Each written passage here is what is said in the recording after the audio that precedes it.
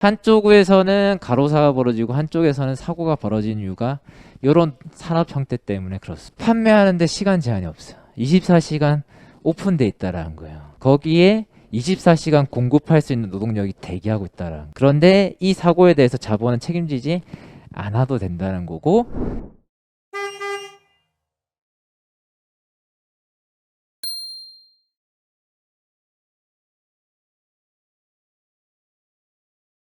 네, 안녕하세요. 라이더 유니언 위원장 박정훈이고요. 제목이 21세기판 모던 타임즈 플랫폼 노동인데 모순적입니다. 그러니까 21세기고 플랫폼이라고 하면 매우 발전된 기술을 바탕으로 변화된 산업과 노동을 만들 것 같은데, 노동을 하는 입장에서는 모던 타임즈와 다를 바 없다. 그러니까 플랫폼 기술이라고 하는 것이 어쩌면 21세기 노동자들의 입장에서는 하나의 기계일 뿐이다 라는 것을 보여주는 거고, 두 번째는 그 기계를 만든 자본이 변화하고 있다. 과거에는 공장의 기계를 소유하고 공장을 소유해서 배타적으로 소유해서 노동력을 착취하던 자본이 바뀌고 있다. 어떤 노동을 한다? 플랫폼 노동을 가지고 이윤을 획득하기 시작했다. 그렇다고 하면 플랫폼이라고 하는 것이 새로운 기계라고 한다면 이 플랫폼 기계를 소유한 자본은 도대체 뭘 착취하고 있을까? 요 문제를 1부와 2부로 나눠서 살펴보도록 하겠습니다. 첫 번째 1부에서는 플랫폼 자본과 노동에 대해서 살펴볼 거고, 이걸 바탕으로 구체적으로 배달 노동 현실에서 이게 어떻게 적용되는지를 한번 보도록 하겠습니다. 데이터가 모든 걸 지배한다. 그러니까 새로운 기술이라고 하는 거는 뭘 수집하는 기계다? 데이터를 수집하는 기계인데, 데이터는 어떤 데이터다? 우리가 남긴 정보, 취향, 상상, 토론하는 것들에 대한 내용까지 수집을 해서 뭘 활용한다? 자본의 이윤에 복무하게 하기 위해서 활용하기 시작했다는 겁니다. 그러면 이게 어떤 자본주의다? 감시 자본주의와 연결되어 있다는 거예요. 여러분들의 24시간을 감시해야지만이 이 데이터를 긁어 모을 수 있기 때문에 그렇습니다. 그러면 구체적으로 이 플랫폼이란 개념부터 한번 살펴보도록 하겠습니다. 한국말로 하면 이제 정거장입니다. 정거장은 어떤 곳을 향하기 위해서 반드시 입장해야 되는 곳입니다. 뭘 내고? 입장료를 내고. 그리고 뭘 기다려야 됩니까? 열차가 올 때까지 기다려야 되는 겁니다. 이 두 가지를 키워드를 가지고 한번 노동에 그대로 한번 적용을 해볼게요. 노동자들이 이제 출근을 하려고 회사로 가는데 어느 날 사장님이 이렇게 얘기하는 겁니다. 야, 너 출근하지 마. 대신 네가 일을 하기 위해서는 어떤 정거장에 기다리고 있다가 일감이 오면은 네가 이걸 타고 가. 그러면 내가 건건으로 보상을 해줄게 라고 하는 거예요. 이걸 배달로 보면은 배달 노동자가 배달을 하려고 음식 가게로 갔는데 사장님이 우리 가게로 오지 말고 배달 앱에, 디지털 앱에 대기하고 있다가 우리 음식 가게에서 오는 배달을 주면 대기하고 있던 여러 명의 배달 라이더들 중에서 제일 먼저 이 열차를, 일감이란 열차를 획득한 사람만이 일을 할 수 있어. 건 바이 건으로. 대신 뭘 내야 된다? 너도 입장료를 내. 그게 배달 노동자들은 수수료라고 불리는 거고, 다른 플랫폼 노동자들 역시도 어디에 이 수수료를 낸다? 앱에 수수료를 내기 시작한다는 겁니다. 노동자뿐만 아니라 자영업자들도 건물주한테 임대료를 내는 게 아니고 이 정거장을 소유한 디지털 건물주한테 임대료를 내기 시작한다는 겁니다. 중요한 거는 이 정거장에는 뭐가 없다? 한계가 없습니다. 만약 음식 가게 배달 노동자들이 출근하려고 하면 배달 노동자 숫자만큼 오토바이를 줘야 되고, 배달 노동자가 들어올 수 있는 거대한 부지가 필요한데, 디지털 세계에서 대기시키려고 하면은 뭐만 있으면 된다? 서버만 있으면 됩니다. 대신 오토바이와 대기 공간 누가 마련해야 된다? 일하려고 하는 사람들이 오토바이를 구매하고 일감이 올 때까지 길거리에서 대기해. 그러니까 이거는 제한이 없는 겁니다. 예전에는 자본가들이 공장을 사고 기계를 샀을 때는 노동력을 소유할 수 있는 제한이 있는데, 자본가들이 이 사적 재산에 대한 소유를 포기함으로 해서 무한한 축적이 가능해졌다라는 겁니다.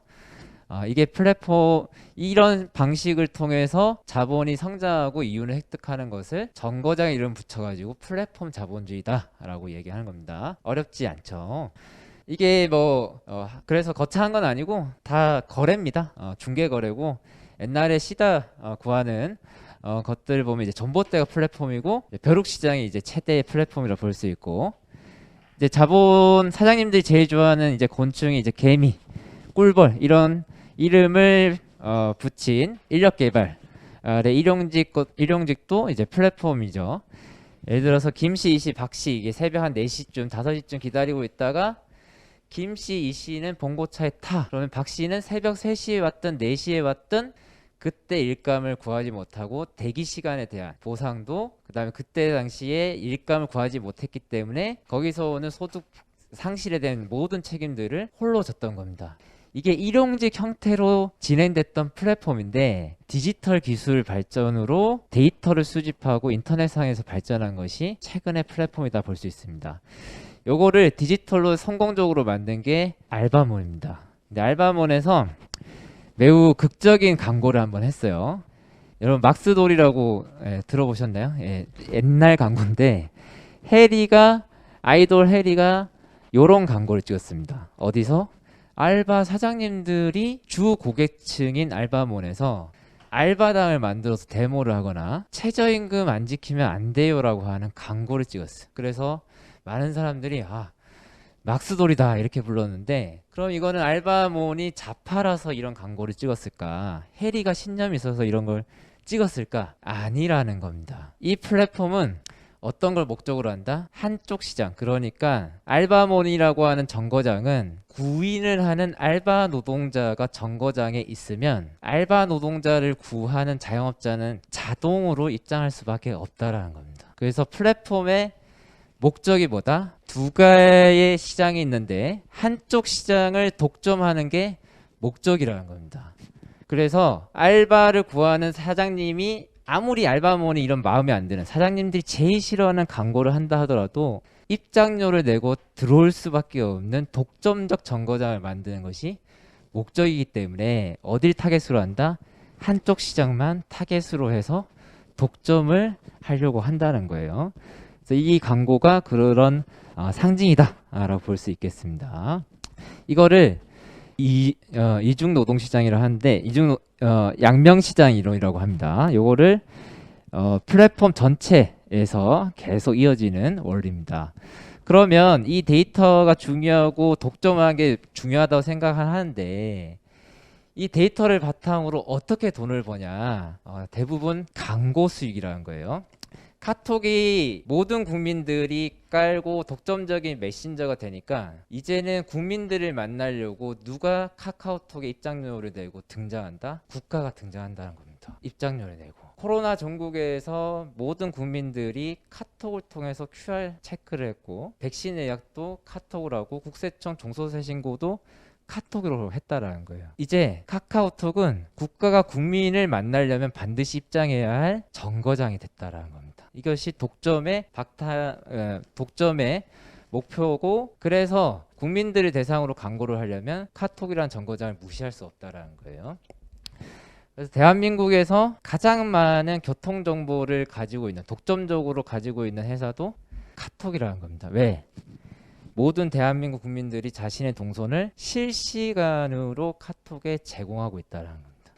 심지어는 카톡으로 뭐 돈 좀 빌려줘, 계좌번호 뭐야, 불러 해서 이 데이터가 쌓이니까 뭘 만든다? 은행을 만든다는 거예요. 과거에는 은행을 만들려면 거대한 금융 자본이 있었어야 됩니다. 그런데 21세기에서 은행은 뭐가 있어야 된다?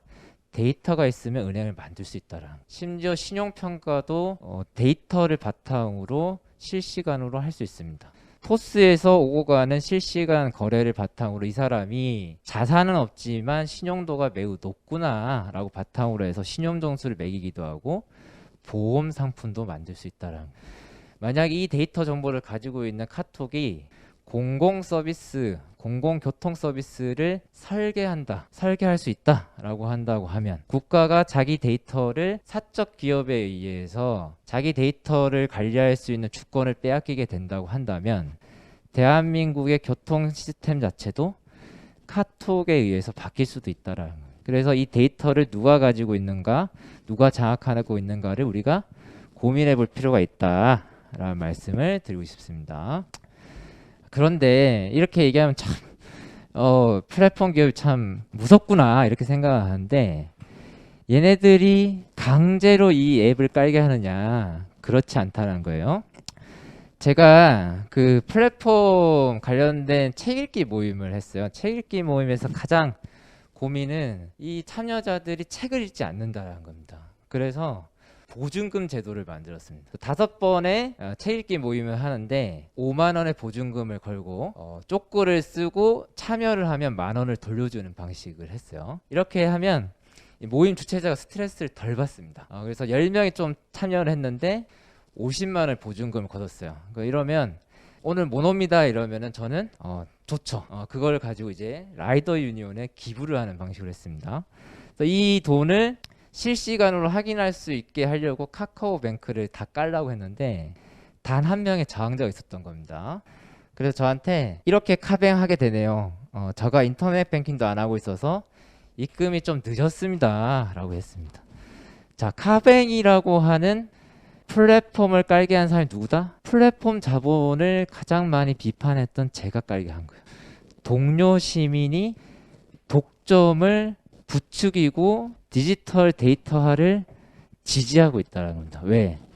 10명 중 9명이 깔았는데 1명이 더 까는 것이 공공의 이익에, 공공의 효율에 더 좋기 때문에 그렇습니다. 그래서 과거의 기업 같은 경우는 독점을 하면 시민 사이의 비판을 받았지만 21세기 플랫폼은 독점을 하면 지지를 받는다는 겁니다. 그래서 플랫폼을 비판하기가 과거의 대기업을 비판한 것보다 어려워지기 시작했다. 심지어 플랫폼 자본의 자본가들의 모습이 옛날에 현대차나 이런 그 마초적인 기업가가 아니라 청바지 입고 검은 티셔츠 입고 이렇게 PT를 세련되게 하는 세련된 혁신가로서 등장하기 때문에 이 혁신가를 비판하는 것은 시대의 변화를 가로막는 러다이터로 규정받기 쉽다는 거예요. 그래서 비판이 과거보다 어렵다라는 것이 특징이다라는 겁니다. 그래서 독점을 하고 서로 연결을 하면 할수록 효과적이다라고 하는 것을 네트워크 효과라고 부릅니다. 두 번째로 이 데이터를 계속해서 깔게 하고 수집해서 이 자본이 가장 원하는 방식이 목표가 뭐냐? 수요 공급의 완벽한 예측이라는 겁니다. 예를 들어서 우산 장수를 생각해 볼게요. 공동역 1번 출구에 내가 우산 장수를 해서 곧 장마철이니까 우산을 내가 몇 개를 사서 가서 팔아야지 라고 하는 고민이 우산 장수의 가장 큰 핵심적인 사업의 성패를 가르는 핵심적 정보예요. 근데 그런 데이터가 없어. 그래서 한 200개 들고 갔는데 100개만 팔고 100개는 못 팔았어. 100개가 한 개당 10,000원이면 100만 원을 손해를 보는 거예요. 근데 나한테 공동역 1번 출구에는 하루에 1,000명씩 나오는데 약 10%는 우산을 안 들고 오더라 라는 통계가 있으면 우산 장수인 나는 몇 개만 준비할 수 있다? 100개만 준비해서 완벽하게 팔고 이익을 실현해서 나올 수 있다는 겁니다. 이거는 우산 장수뿐만 아니라 모든 자본가의 고민입니다. 이게 실패하면 뭐가 온다? 공황이 오죠. 재고가 오고. 그래서 이 데이터를 모집해서 뭘 예측한다? 다음날 서울 공덕에 있는 30대 남성이 굴을 소비할 수 있는 확률을 완벽하게 예측할 수 있다는 겁니다. 뭐를 바탕으로? 실시간 데이터 수집을 바탕으로. 이 사람이 평소에 언제 소비를 했는지, SNS에 굴을 얼마나 좋아하는지를 남겼는지 이런 흔적들을 바탕으로 완벽하게 예측할 수 있다는 거죠. 이게 뭐죠? 계획경제입니다. 자본주의 사회에서 공황에 대해서 공황이 올 거고, 그렇기 때문에 우리는 계획경제를 해야 돼. 사회주의는 이거를 누가 했다? 디지털 자본가들이 만들려고 하는 목표였던 거예요. 그래서 돈이 됩니다. 데이터는 돈이 되기 때문에 데이터를 수집하기 위해서 돈을 뿌립니다. 그래서 여러분들 이제 쿠폰 같은 거 뿌리시죠? 첫 배달 10,000원 준다니까 이제 신나게 앱을 깔고 시키면 어떤 데이터가 옵니까? 예를 들어서 그게 데이터가 빅데이터가 되면 공동역 30대 남성이 오늘 밤, 그러니까 수요일 밤에 치킨을 시켜 먹을 확률을 누가 제일 안다? 배민이 제일 잘 안다라는 거예요. 그래서 이 취향들을 계속해서 분석을 하면은 장사를 할 수 있다는 겁니다. 그런데 누구한테만 쿠폰을 뿌린다? 소비자들을 확보하면 확보할수록 음식점 사장님도 앱에 접속할 수 있게 하기 때문에 소비자한테만 보조금을 뿌린다고 해서 교차 보조금이라고 합니다. 이걸 통해서 데이터를 계속해서 수집한다. 그렇기 때문에 요 플랫폼 기업들이 회계산 적자를 본다고 해서 걱정을 할 필요는 없다. 얘네들의 목표는 데이터 양 자체를 채우는 거기 때문에 그렇습니다. 이 돈은 어디서 오느냐? 국제적 금융 자본으로부터 온다는 겁니다. 많은 사람들이 배달의 민족이 딜리버리 히어로에 매각됐을 때 이제 게르만 민족이다라고 얘기를 했었는데, 배달의 민족은 과연 민족 자본이었냐? 그렇지 않다라는 거예요. 그래서 골드만삭스라든지 힐하우스 캐피털이라든지 이런 국제적 금융 자본이 최대 주주였습니다. 그러면 딜리버리 히어로는 독일 자본이었냐?